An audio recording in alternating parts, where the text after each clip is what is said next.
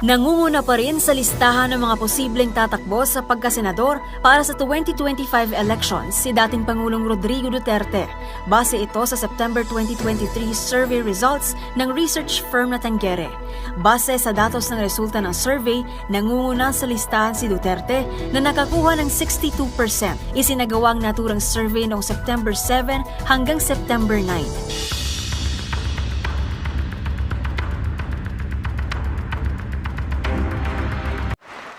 At mga kababayan ko, nanalo ako dito.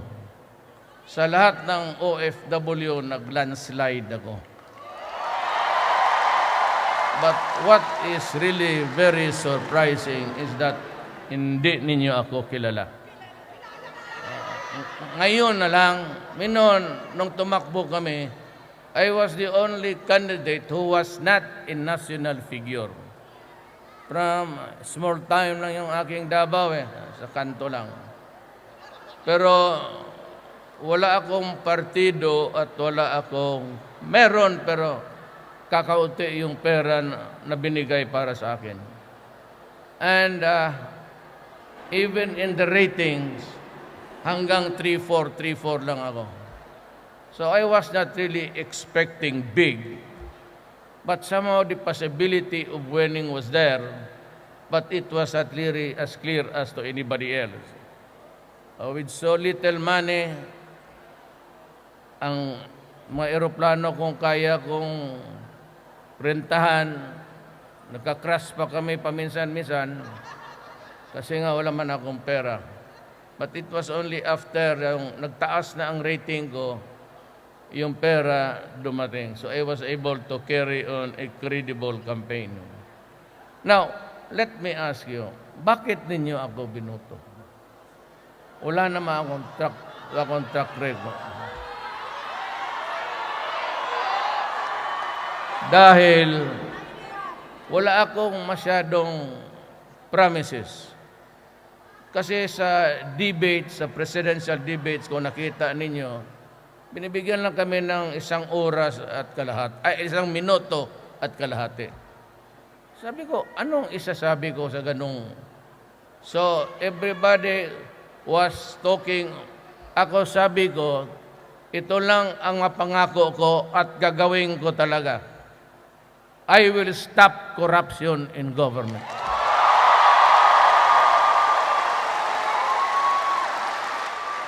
To date, may isa akong cabinet member that during the meeting, I caught him lying. Sa karamihan ng mga cabinet members kami, sinabi ko, putang ina ka, you're fired.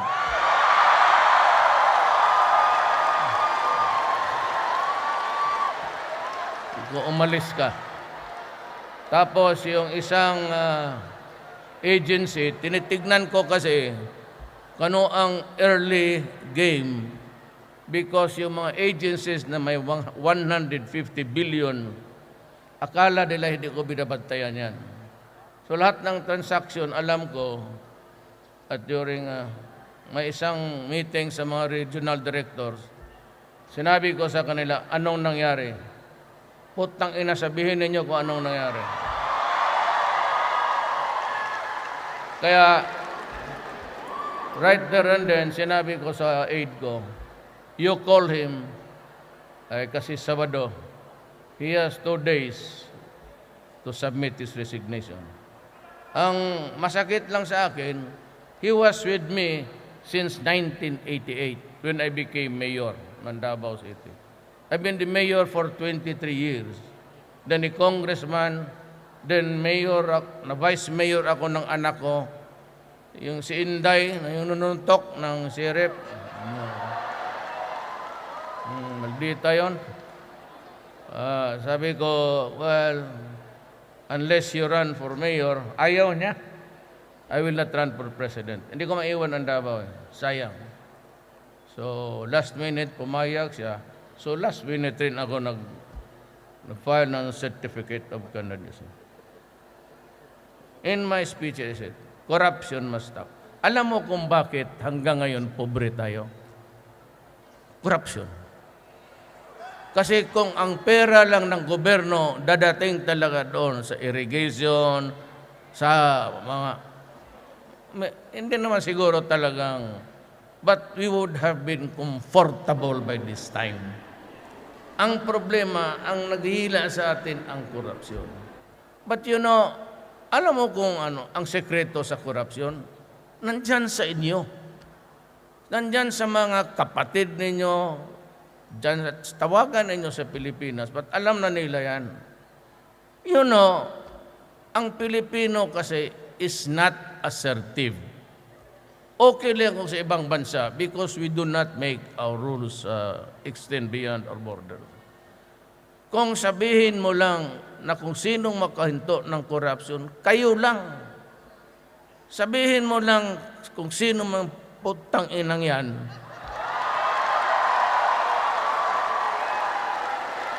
do not worry, live ito. Streamline live ito. Pagka may hiningian kayo at hindi karapat-dapat, kima custom BIR immigration, sabihin na lang ninyo, loko-loko ka, bakit ako magbayad? Wag mo akong lokohin as a Filipino. Kasabi ni Duterte, sasampalin kita.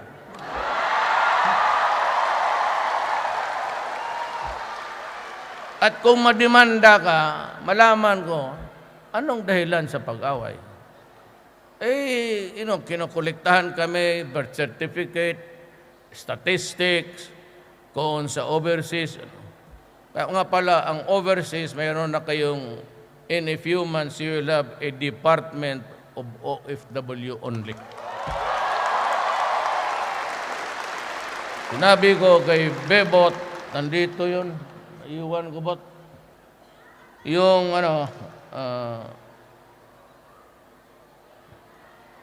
puro ni-reduce na namin ang inyong from 6 weeks to mga 3 weeks na lang, sabi. You can use the online. At kayo doon, kung gusto maghanap ng trabaho, you just direct kung ano ang nakilista namin dyan. At mamili kayo, then you apply online. Yan lang. Huwag na kayong dumaan dyan sa mga dicer, mga employment na house-yaw. Diretso na kayo. And even His Highness said that they will take care at their end na para hindi na kayo mahirapan. I think the spirit and the heart of Bahrain is with you. Sila na mismo, they have offered to help to make it easy for our countrymen to work. Ang gusto kong iwasan ninyo, yung mga employment na fly by night or ask for exorbitant fees na halos maging buktot kayo sa kababayan. Ano bang buktot sa Tagalog?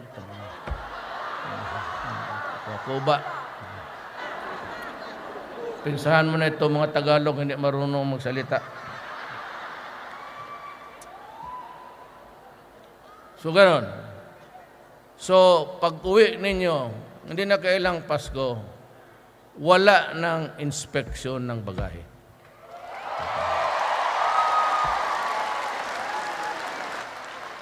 At saka yang sa immigration, they are not allowed to detain you or ask more than the usual question. Pinagbawal ko na yan. Pag check-in ninyo, kung may bala man o wala, baski magdala kayo ng kanyon doon, ituro mo sa kanila. Sila ang nagsingit yan sa bagahe ko. Sino pa bang pala makalagay? Bukuhin nila ako, katagal kong mayor. Sabi ko nga, ay, kayo mga putang ina kayo. Hindi ako yung mayor ng Forbes Park, Dasmariñas, ha? Mahirap lang ako na mayor from Mindanao. Talagang uupakan ko kayo lahat. You know why? I got 15 million plus votes. 6 million of that nanggaling sa inyo. Kaya tinatanong ko, kung anong kasalanan ko, bakit binigyan ninyo ako ng majority na ganong karami? Ang aking gobernador, si Aime, si Obet Garcia, Subiri, at isa pang gobernador na babae, ayaw kong sabihin ang pangalan kasi wala na kami, pero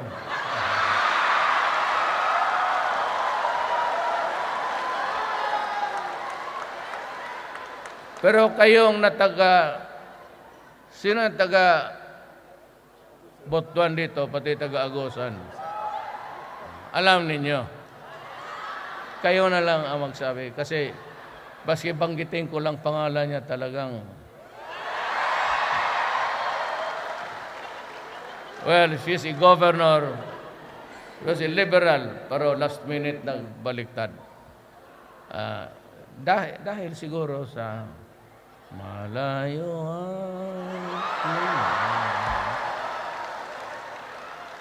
So, yun lang. Wala akong congressman, wala akong municipal mayor, wala akong barangay, and yet 6 million.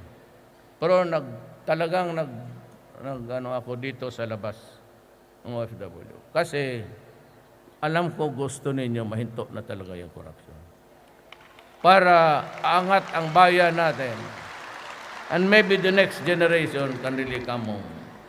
I promise to improve the economy. So mawala yung korupsyon, be assertive. When you go home, baski anong regulatory body, BIR, customs, o yung city hall, magkuha kayo ng permit. Sabihin mo lang. No, alam mo, sabihin mo, wag mo kaming, do not. Yan ang sabi ni Mayor Duterte. At sa Pilipinas, even dito, you can dial 8888. At kung merong official na hindi mo nagustuhan, lagay mo lang pangalan niya. I-text mo, lalabas sa PTV4 every 1 hour. Lagay mo pangalan niya, tapos sabihin mo kung anong kasalanan niya. And I will call him to Malacanang. Kaya mahirapan sila sa akin. Kasi pag na-plaster yung pangalan mo sa TV, lilista yan sa akin, tapos ibibigay. Ito ang si China, ang aide ko na comes from the Navy. Navy yan siya.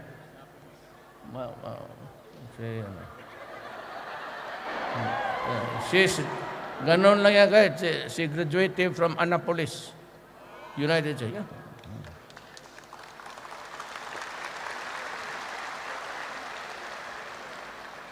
Late na ba yun? Annapolis yan.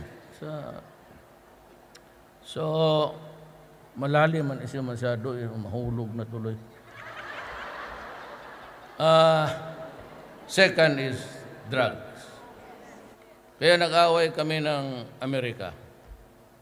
Kasi pinapakialaman ako sa trabaho ko. At gusto pa ako ng mga gago ipakulong. Ako na yung gusto mawala yung scourge sa bayan ko. Ako pa pinapakulong ng mga buang na to. And because of that, ako siguro narinig ninyo, minura ko talaga sila. Sabi ko, first time nakapag-address ako ng head, sabi, you can go to hell. Wala kayong respeto. Bakit hindi nakikialam sa historical na yan, baski saan? Dahil kung ano lang ang gusto nila, yung values nila, gusto nilang i-impose sa buong mundo. And even dyan sa same-sex marriage, pinupursa nila, bigyan ka ng aid, it's a convoluted thing. At itong iyo, isa ring mga gagong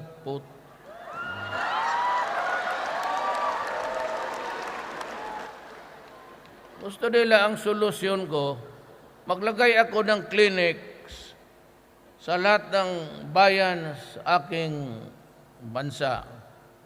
At ibigay ko sa mga adik ko, kung na daw patayin, wala ko na, magpunta lang sila doon sa clinic, doon sila maghitit, libre na.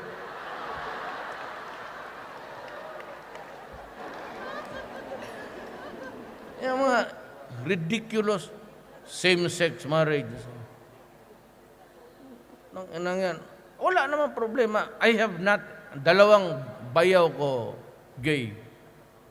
May pinsan ako na gay.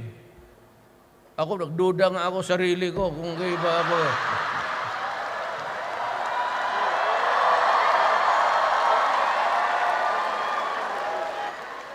What to come up with something na allowing it. The law says, the civil code says, a marriage, yung family relations natin, sa libro, in the statute, a marriage is between a woman and a man. Bakit mo pipilitin? Ngayon, kung magdalawang gay, o di, mag-live together lang sila. Bakit ito pakialaman pa yung batas? Yan ang mga ano nila na katarantaduhan nga. You know, the previous one was really a libertarian kuno. But deep down, he had a very severe inferiority complex. Hindi niya malaman kung saan niya ilagay yung ideas. You know, well, I'd like to address to all nations that I'm here to greet you, and so I was very happy to see. Just the same, I've been proposing so many stupid things, and we'd like to interfere in all the affairs of government. You know, ganun.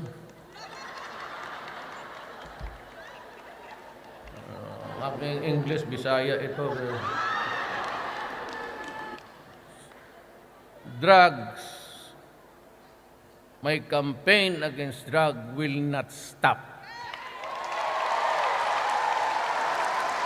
until the last drug lord is killed and the last pusher out of the streets. Alam mo kung bakit? Do you know the rage in my heart? Kayo. In-example ko kayo. First is, ilan sa ating mga kababayan lumabas ng bansa just to look for a gainful employment. Nagtitiis sila the loneliness and being out. You are better off here in Bahrain because it is really a democracy. Walang nakikialam sa inyo.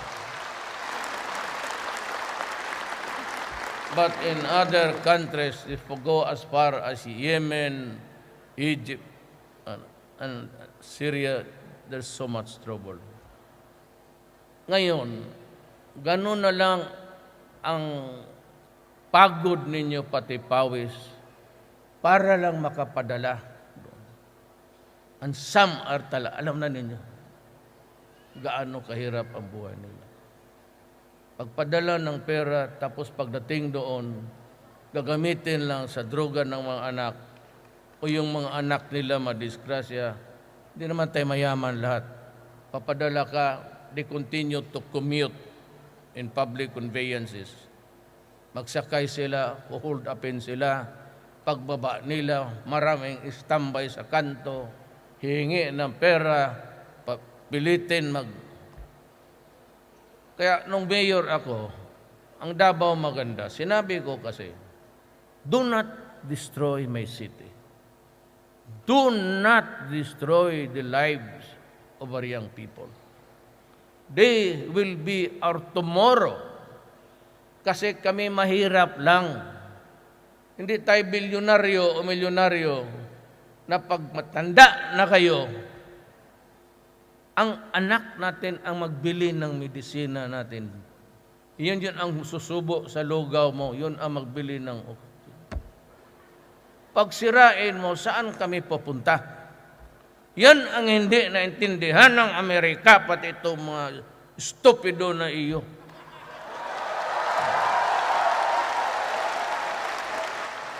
Who will take care of us when you are young, when you are old?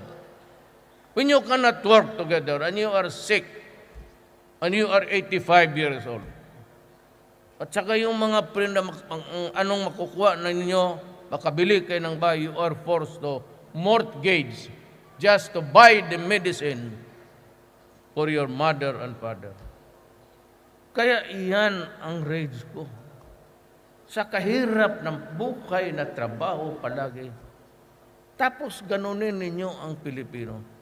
Hindi nila naintindihan, we have 4 million drug addicts. At I really do not know how many of them are out of their minds already. Because long-term use of shabu shrinks the brain of a person. Maswerte ito mga Amerikanong buang. Kasi ang kanila heroin. It's a poppy. It grows organic. Cocaine.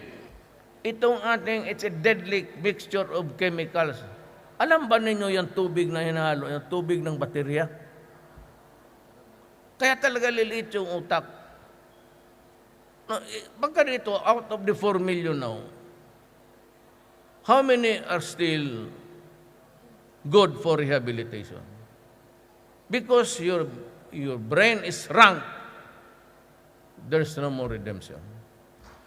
Kaya ako talaga, sabi ko, do not destroy them because I will kill you. When I became president, I said the same. Do not destroy my country and do not destroy the youth of the land. They are our tomorrow. Pag sinira mo sila, papatayin talaga kita. Talagang yayariin kita. Ngayon, mga investigador pumunta. Sabi nila, marami na akong pinatay. Ba't? Sino nagpatay niya? Nakita mo ba ako gabi? Wala. Pero marami nang patay. Sinabi, kill you. Putang ina ka, hindi ka nakikinig. I will kill you. Sa awa ng Diyos, wala pa akong pinatay na isa.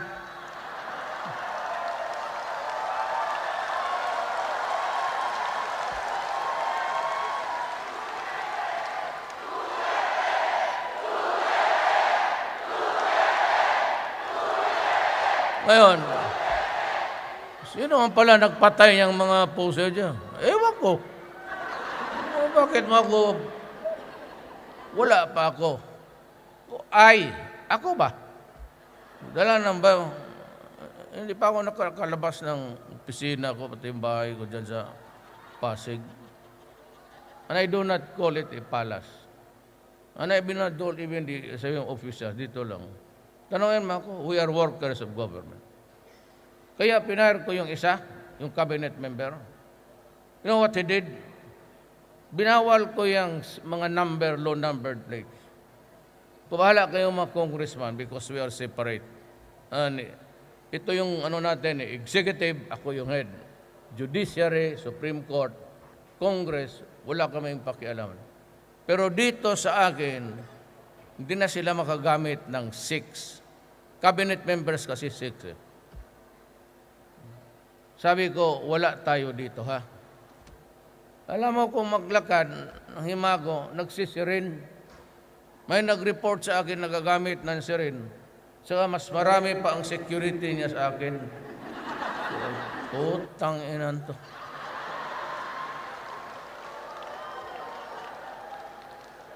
Alam mo, sa totoo lang, hindi ko kayo binubola ha. Ang kwarto ko, pinili ko, doon ako across the river. Doon sa mga barracks ng polis. Ang kwarto ko lang ha, yung hatiin mo itong stage. Yun lang ang kwarto ko. May maliit ako na banyo. Hindi na nga pwede magdala kasi hindi na kayo magkasya. Pero, when you are, any of you here, if you are in Manila, you just call my aid, Bongo. Punta kayo, tingnan, kalahati lang. Yan lang ang kwarto. Wala ako, at saka sa Malacanang ngayon, wala na yung steak. Doon, basta niyaya kita, isang ulam, isang sabaw, isang kanin. Hanggang lang tayo. Ni minsan, magna 9 months na ako plus. Ni minsan, magtanong kayo, ni hindi ako pumirma ng allowance.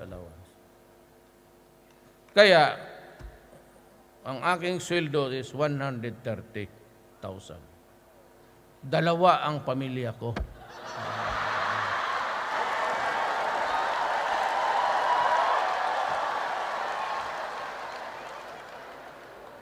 Kaya ako, shoestring.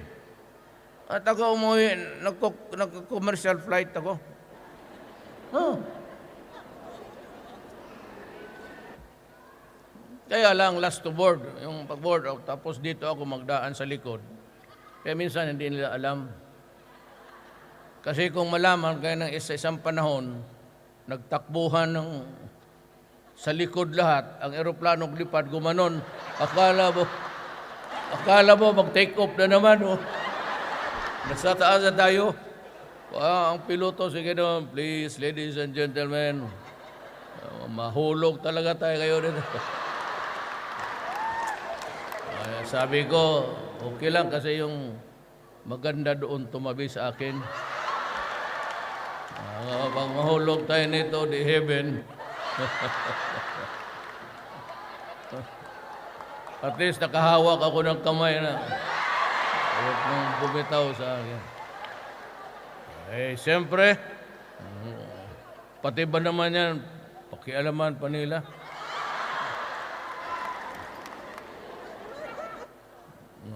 So drugs, wala talaga tayo dyan. I said, if you want a peaceful Philippines, no more killings about the drug, just drop this yabo. And tomorrow, heaven na tayo. Bitawan lang ninyo. Yeah, bitawan ninyo. Kasi pag hindi, talagang, sabihin ko, pag hindi, madidisgrasya talaga kayo. And we are covered by lahat. Itong isang, nandito itong ibis-ibi na ito. Isa ring magnanakaw. Alam mo kasi, di ba, sinabi ko sa inyo, walang pera dumadating. Pero nag-hit ako ng 34. Nagdatingan yan tulong. Ang problema, nagbili ka agad ako ng airtime para ma-advertise naman ako. Kasi wala akong pera, wala akong pangbayad. Nagbayad ako. Alam mo itong putang inang si ABS-CBN na to?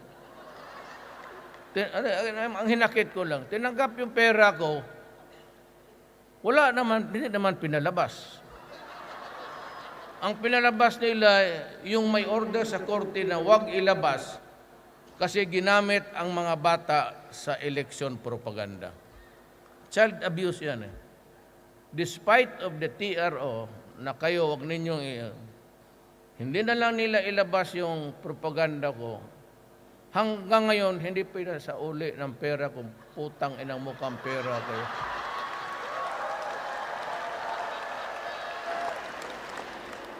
So, grabe yung basura. 211 million, itong trilyanes na ito, utok bulinaw. Sabi ko, noon sa kanilang panahon, kung may 211 million ako, hanapin ninyo ang records, idemanda ninyo ako. Kayo may hawak sa power. Kayo may hawak ng central bank, anti-money laundering. Di-demanda ninyo ako. So, sige pa rin ng ABS-CBN. Nung na-presidente ako ngayon sinabi ko, panahon ko na, sige, buksan ninyo lahat, hanapin ninyo. Meski kalahati lang kung meron ako, I will resign as President of the Republic of the Philippines.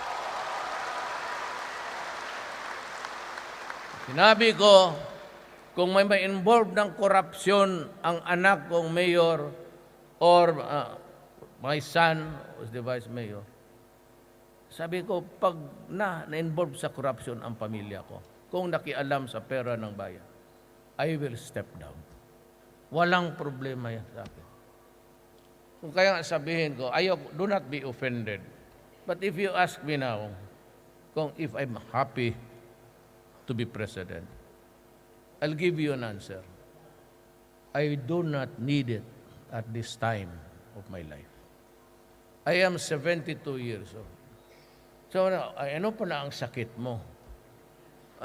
Tanungin mo yung tatay mo kung anong sakit niya. Yun yung akin. Pag sinabi ng tatay mo, anak, may cancer ako sa kidney, meron ako. Anak, yung heart, meron rin ako niyan. Sabi ng tatay mo na talagang high blood ako, meron ako niyan. Anak, may diabetes ako. Everybody gets it because of the rice, carbo. Meron ako. Lahat. Ano pang sakit? Yung sakit sa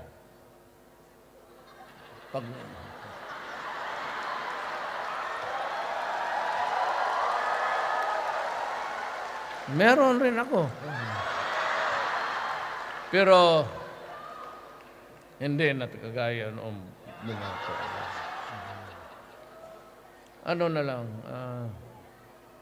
hindi naman once in a while, pero basta mayroon na yung blue,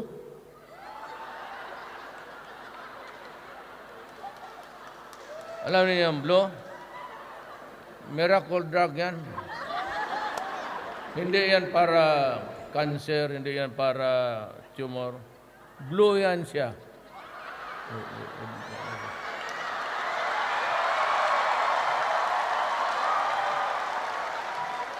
Hindi ko dala.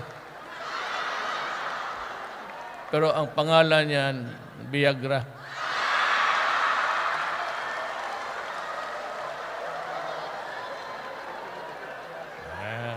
Bakit ako magyabang? 72 years old. Bay, nakita mo ba tatay mo kunwari lang yan.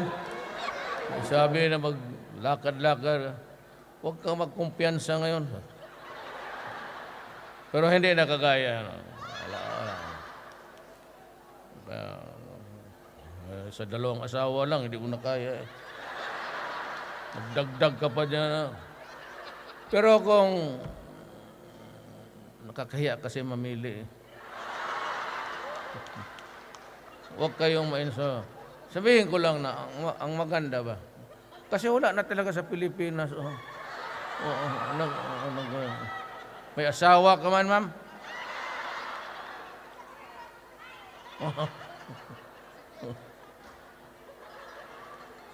Ma'am, pakialam ko nandoon ka sa Pilipinas. Ako minsan, pag wala ng pili yan.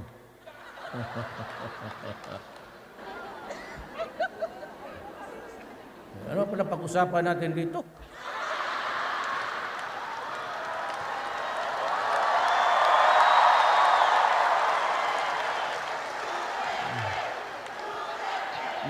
Maganda na ang buhay ninyo. You are well provided by the government of Bahrain. They are very good to you. So what is there to talk about except taga saan ka, ma'am? Bukidnon? Hulak ka. May asawa ka na? Totoo ka? Hindi totoo ka. Kung gusto mong umuwi ngayon, malaki yung aeroplano. May bakante ka. Totoo ka, taga Bukidnon ka? Sa Malay-Balay? Manolo Portich. Nanalo ako sa Bukidnon, ma'am. Laki ng panalo ko.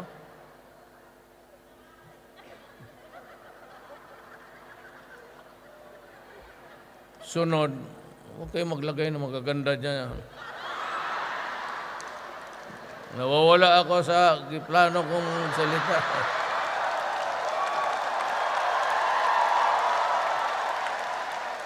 Huwag kayong mabastusan. Tao lang po ako.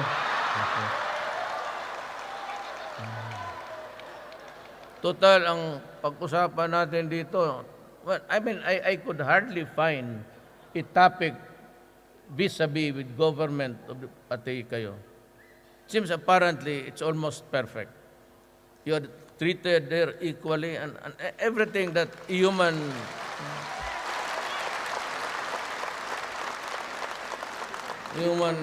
kaya nandito si Foreign Affairs Manalo.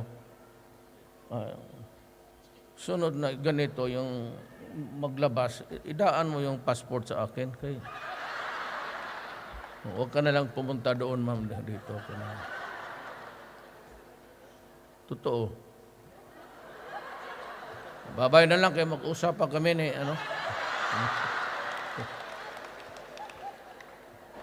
Then we have the economy, it's going good. Noon, the suspicion was, inilayo tayo ng China. So yung ating banana, pineapple, and everything mango, hininto nila kasi of quality issues. Sabi ko, ano bang problema natin? Di pumunta ako ng China. So I talked to President Xi Jinping. Sabi ko, what's our fault? We used to trade. But suddenly, the products are not attuned to your requirements, quarantine. So tell us what is wrong. Sabi niya, ang wrong mo is pabuntot-buntok ka doon sa foreign policy ng Amerika. Sabi ko, nag-ano ako. So ngayon, we are back to our banana exports, 100%. Ang pineapple natin, maganda ang Pilipinas. Ang pineapple natin, 40% ang kulang. Why? Because they stopped planting. Ayaw na natangkapin ng China. So ngayon, sabi ng China, sell us everything because China is frigid. The northern part is always frigid. Sa topics naman. Sabi nila, anong mabili mo, bilihin namin. Pabili mo, bilihin namin. Pag hindi maganda ang quality, kami na ang maghugas. But there's a new development. Kasi gusto ko magpunta ng Pag-asa para erase ko yung Filipino flag. Kasi yung Benham Rice, mukhang on the right side dito sa Abra Banda. Parang nag-aagawan kasi meron siguro dyan. So sinabi ko na doon sa Chief of Staff pati kay Diman, you occupy the islands. So 9 islands, pinalagyan ko ng tao, pati flag. We claim it. Tapos yung 10, sabi ng China na okay lang sa atin. Magkaibigan na tayo. To us, inyo yan, amin yan, pareho kasi kaibigan tayo. You can occupy that. Huwag ka lang pumunta. We have 5 minutes. Huwag ka lang pumunta.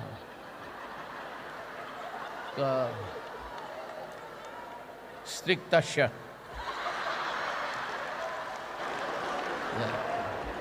You know, I have to see the Prime Minister.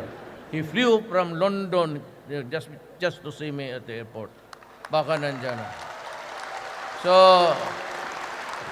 ako na rin ang nangagaw ng island. May 9 islands tayo. Nilagyan ko na ng flag. The Benham Rice dito, sabi ko, we'll call it the Philippine Ridge. So, sige man agawan, di agaw rin tayo. Pwede ba naman yung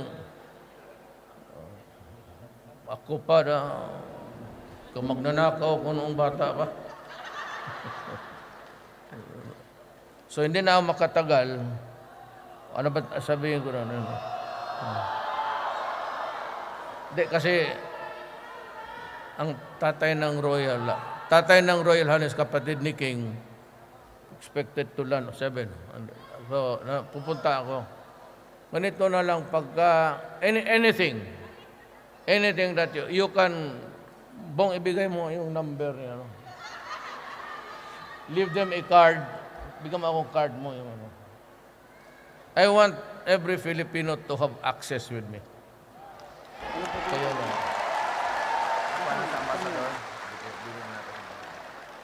Iwan ko lang kang Ambassador Ber. This is yung direct namin. Pero hindi ako, wala akong cellphone. Diyan ako na-disgrasya sa asawa ko. Hindi ba? Ano ko marunong mag-delete? No.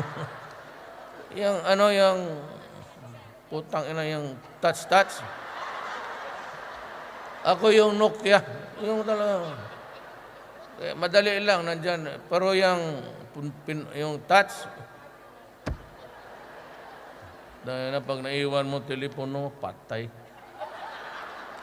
So nakita, ayun. I want you to have a direct line with me. Well, if not, you can call any relative to call my attention. I'm telling you now, when you go home, hindi naman kailangan Pasko, but there is no more inspection. There is no more customs. Alam mo kasi pag deplane yan, your baggage are deplaned, it goes down to a bodega. And it's thrown back to parang escalator na conveyor. So doon meron ng kamera. So doon makikita na kung may kontrabando ka. At saka kung sabihin mo lang na mayroon kang 4 o 5, sabihin palusutin mo yan, kaya mga regalo nila yan, pauwi na nga, pabili nito. Kami ng mga mayor noon, baski isang train yung bagahe mo, you are waved through. Sabi ko, lalo na ang OFW. Ito yung, hindi lang kayo bayani, our gross national product, a good part of it, actually, yung remittances ninyo. Kaya sabi ko, ito yung nagbubuhay ng ekonomiya. A good part of the money sa economy comes from you. That's why ayaw ko na. Kaya pag binuksan yan, sabihin mo, wag mo. Sampalin kita dito. Bakit buksan mo yan? Siguraduhin mo lang may makita kang siya. Pag wala, sampalin kita. O kanunin mo? You create a sin. Mag-skandalo ka doon kasi abot sa akin yan. May nangyari sa airport. Pag nabasa ko, tuloy ka, utang ina, sinabi ko na sa iyong police, ganun rin. O kayo magbayad-bayad dyan sa traffic. Isyuan niya ako ng ticket. Sige, 5, 6 na ticket pag gusto mo. Sige, ibigay mo sa akin, kunin ko yung lisensya mo. Tawagin ko yung police. Sauli mo sa kanya sa harap ko. Ayaw ko ng abuso. Ayaw ko ng korupsyon. I do not want oppression. And we will be treated equally. Kaya yung mga ang inquirer walang bayad-bayad, kaya pala kung magdepensa na lang kay Aquino. Inquirer has 1 billion utang. Pero kung mag-editorialize the morality, the righteousness, sila mismo, silang may-ari ng Dunkin' Donuts. Anak ka ng puta, 1 billion hanggang ngayon ang kinulikta ni Kim Inares was only 8 million. Tapos tayo dito, nabuktot ka na dyan trabaho. Masama talaga ang Pilipinas. Sabi ko, you better correct all those things before I... lalabas ako ng gobyerno, talagang tingnan ko na malinis na ito. Hindi ako hinto dyan, droga.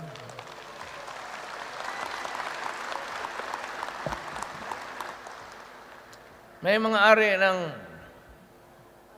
huwag kong sabihin kay yan, bang aeroplano niya, sinakyan ko, baka tanggalin ng...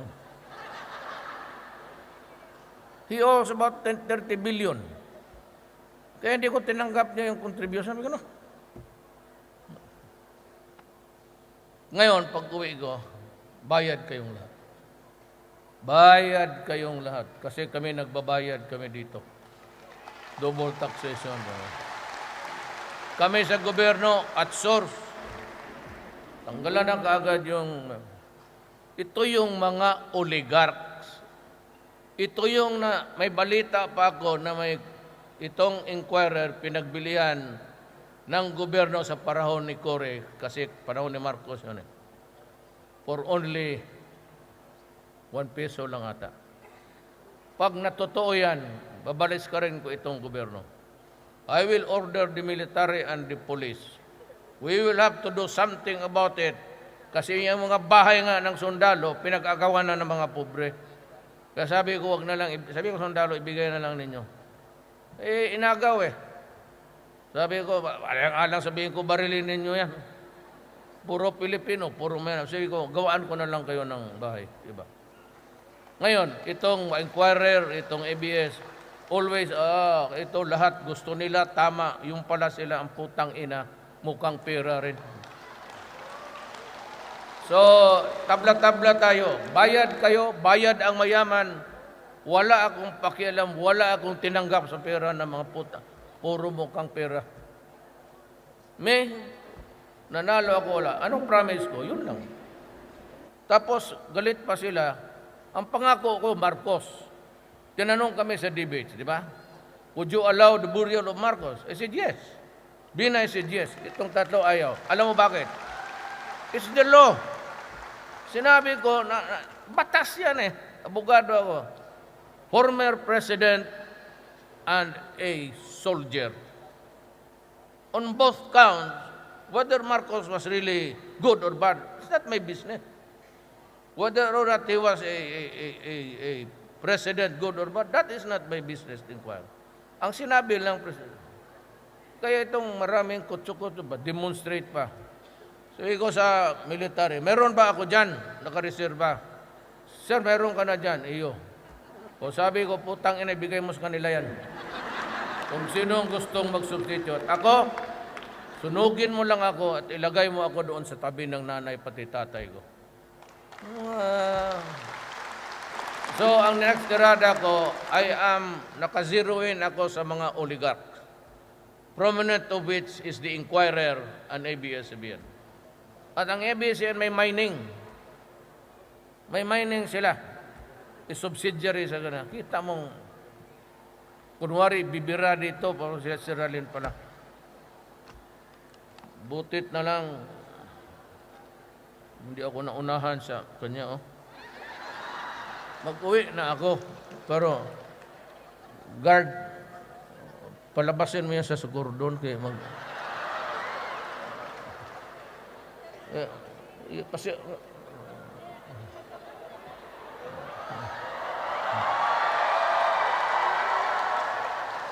dali mo yung camera mo, ma'am.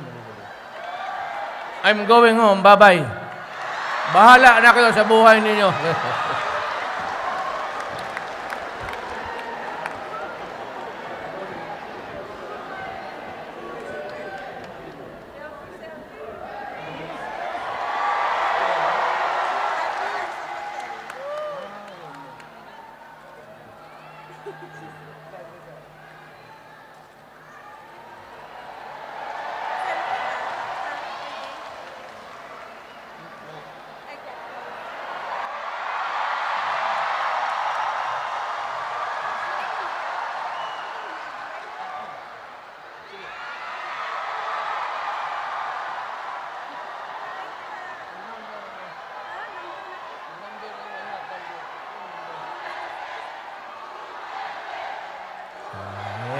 Inggitory, igit ka agad.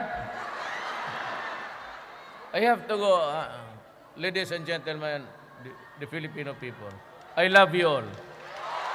And I assure you that the beginning and end of my being the president is public interest. Public interest yan. Salamat.